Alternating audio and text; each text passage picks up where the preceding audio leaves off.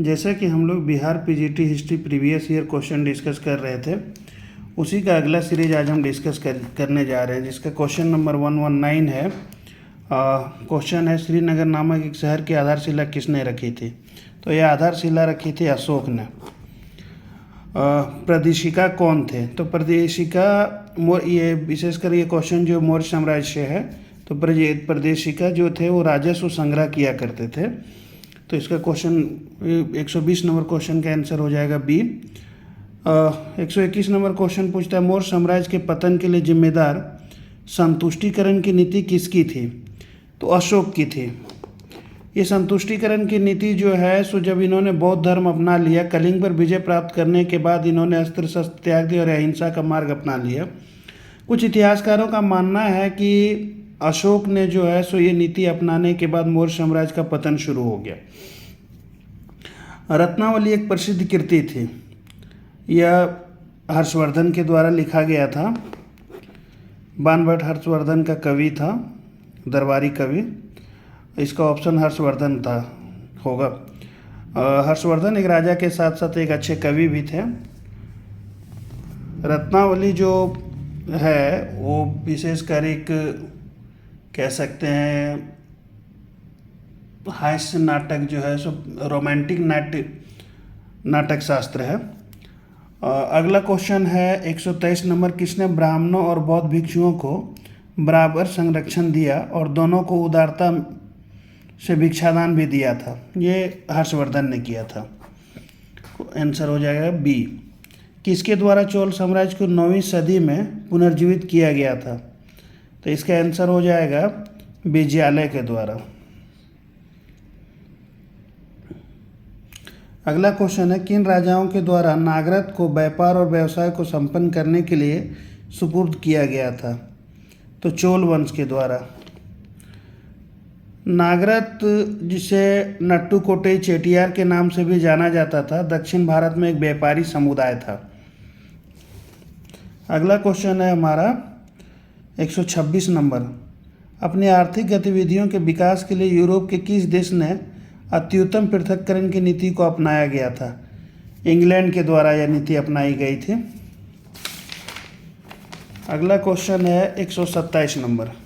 127 number question जो है वो कहता है कि किस व्यावसायिक वर्ग ने अपने हितों के लिए अहस्तक्षेप के सिद्धांत को महानता के साथ प्रोत्साहित किया था? तो ये हो जाएगा पूंजीपति वर्ग।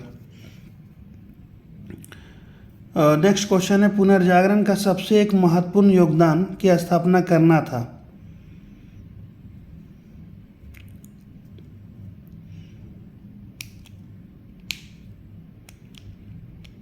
ये क्वेश्चन हो जाएगा इटली में कला और साहित्य को प्रोत्साहन देना।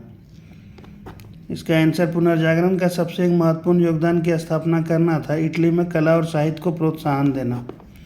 नेक्स्ट क्वेश्चन है, मनुष्य पैदा तो स्वतंत्र हुआ है लेकिन सर्वत्र जंजीरों से बंधा हुआ, यह किसने कहा था?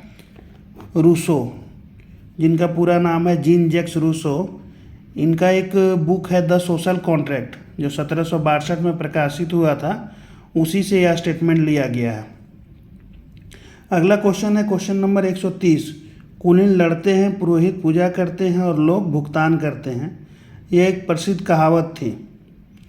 यह कहावत थी मध्ययुगीन फ्रांस की, जिसके कारण फ्रांस की क्रांति हुई। अगला क्वेश्चन है, राष्ट्रीय सभा का एक मुख्य योगदान था। राष्ट्रीय सभा का एक मुख्य योगदान था राजतंत्र का अंत, शासक को फांसी और गणराज्य की स्थापना। तो उपयुक्त में से एक से अधिक हो जाएगा। मुख्य कारण तो उस तरह से एक कारण अगर पूछा जाए तो गणराज्य की स्थापना है, लेकिन यहाँ पे जो है सो राष्ट्रीय सभा का एक मुख्य योगदान ये तीनों हुआ था, तो इसीलिए जो है इसका आंसर एक से अधिक हो जाएगा।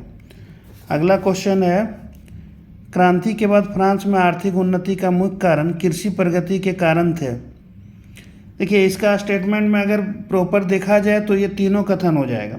क्रांति के बाद फ्रांस में आर्थिक उन्नति का मुख्य कारण कृषि प्रगति, लेकिन आयोग ने जो है सो इसका आंसर लिया मिश्रित फसलें, इसलिए इसका ऑप्शन ये हो जाएगा।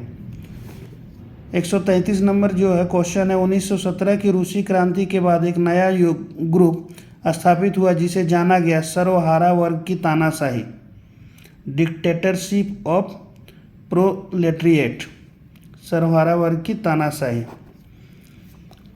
क्वेश्चन नंबर 134, ये क्वेश्चन कहता है जापान में 1941 में किसने आक्रामक सरकार को नेतृत्व दिया और सत्ता प्राप्त की थी? General Hideki Tojo. इसका आंसर हो जाएगा जनरल हिदेकी टोजो।